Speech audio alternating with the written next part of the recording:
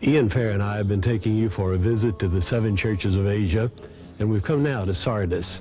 Most of the buildings that were here in New Testament times have not yet been excavated, but there's one exception.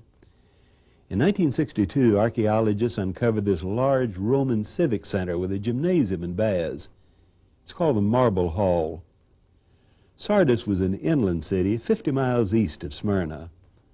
Long before the gospel came to Sardis, it was the most important city in Asia and ruled over the kingdom of Lydia that included all the land from Ephesus to Pergamum. The Pactolus River ran through Sardis, and when gold was discovered in the Pactolus, Sardis became the richest city in the world. Its most famous king was Croesus, who reigned about 550 BC, and we still remember his wealth and gold. We still say, as wealthy as Croesus. But there's another story about Croesus that you might remember. He was wanting to make war against the Persians, so he went to the oracle of Apollo, and he asked the oracle if he should make war. The oracle said, "If you do, you will destroy a kingdom." He assumed that he would destroy the Persians, but instead, it was his kingdom that he destroyed. The Persians under King Cyrus laid siege to Sardis. But the city's Acropolis was on a jagged peak 1,500 feet high, and Croesus felt secure inside the walls. Then one day, as a Persian soldier watched, a Sardian soldier accidentally dropped his helmet off the wall and then climbed down through a narrow crevice to retrieve it. That crevice doomed Sardis. That night, with no sentries on watch, Persian soldiers slipped through the crevice and the city fell. In the Lord's letter to Sardis, he warned the church twice to wake up or he would come like a thief. And this may be an allusion to the time when the city was not watchful and Cyrus destroyed it. Sardis would never again be as strong or wealthy, but it was still an important city in New Testament times with a population of 100,000 and many beautiful buildings, including the Marble Hall. Over the last 30 years, a great deal of archaeological work and restoration work has been done here. Look, for example, at this magnificent column with the spiral fluting going around it. And this column is at least 40 or maybe 50 feet high, one solid piece of marble. Magnificent work. Who knew what was the purpose of this marble hall? This is a gymnasium, a 3rd century one, and we have the palaestra in front of the gymnasium, a large square, and all kinds of sport events took place in this palaestra, and this marble hall was made for the emperor or the royal family to watch the events there. Also, they had this large swimming pool behind the marble hall.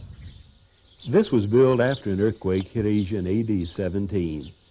12 cities were devastated, but Sardis suffered the worst damage.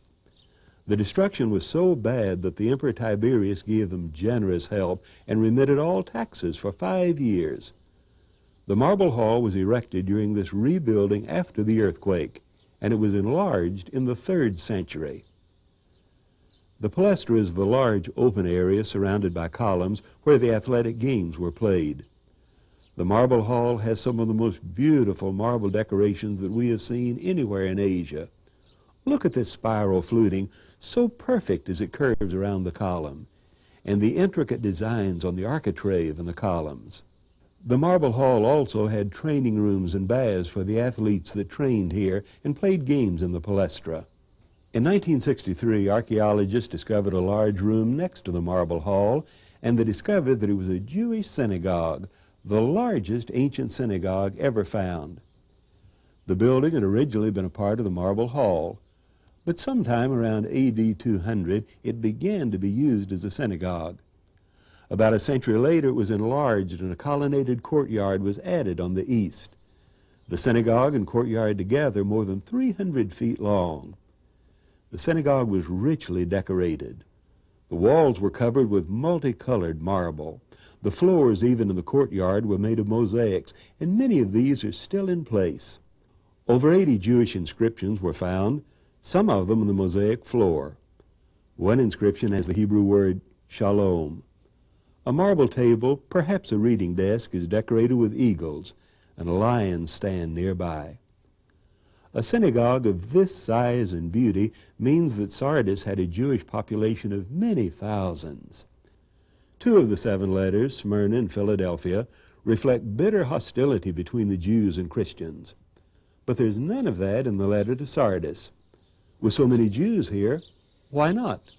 It's probably because the church here was not as faithful as the other 2. The Lord told the church in Sardis that they were dead, and that's strong language. They'd probably lost their evangelistic fervor and had quit trying to convince the Jews that Jesus was the Messiah. And under those circumstances, the Jews had little reason to be hostile to the Christians. Sardis has one very impressive monument from pre-Christian times, the Temple of Artemis. This temple was built on the same grand scale as the one at Ephesus.